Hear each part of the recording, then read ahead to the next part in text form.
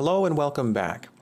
In this video, we're going to continue using our data table by adding some more variables to the table and updating those in our onConstruction function. One of the properties I'd like to add is the automatic fire rate, and I'd also like to add the muzzle flash and the fire sound. So let's add those to our data table. So we're here in weapon.h. I'm going to scroll up to the data table and I'm going to add some more variables. I'm going to add a float called auto fire rate. And this is what it sounds like. It's how quickly the automatic gunfire can be. We're also going to add a U particle system.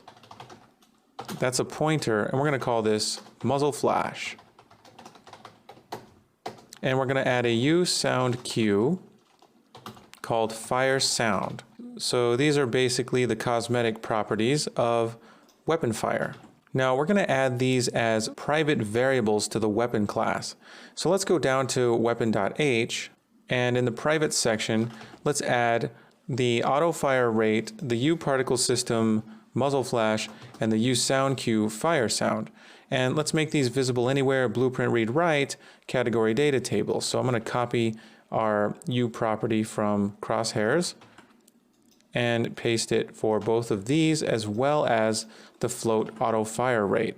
Auto fire rate gets a comment and it will say the speed at which automatic fire happens. The comment for muzzle flash, particle system spawned at the barrel socket, and fire sound will be sound played when the weapon is fired. Now we can set these in our onConstruction function. So let's go into onConstruction where we're setting all of our properties, and we're going to set auto fire rate equal to weapon data row auto fire rate. We're going to set muzzle flash equal to weapon data row muzzle flash. And we're going to set the fire sound equal to weapon data row fire sound. So now these are going to be set on the weapon based on what we give them in the data table. I'm going to close the editor and compile with Control F5 just to make sure things are all updated properly. All right, we're back in the editor and I've got the data table open. So I'm going to go ahead and scroll down to the bottom for submachine gun, and we have auto fire rate, muzzle flash, and fire sound. So we're going to go ahead and give these some values. Now for auto fire rate, I'm going to set a value of 0.08. And for muzzle flash, we'll use the particle system we've been using, which is called P Bellica muzzle single burst, which is the one we created out of the P Bellica muzzle, which was a 3-shot burst. So we're going to use single burst.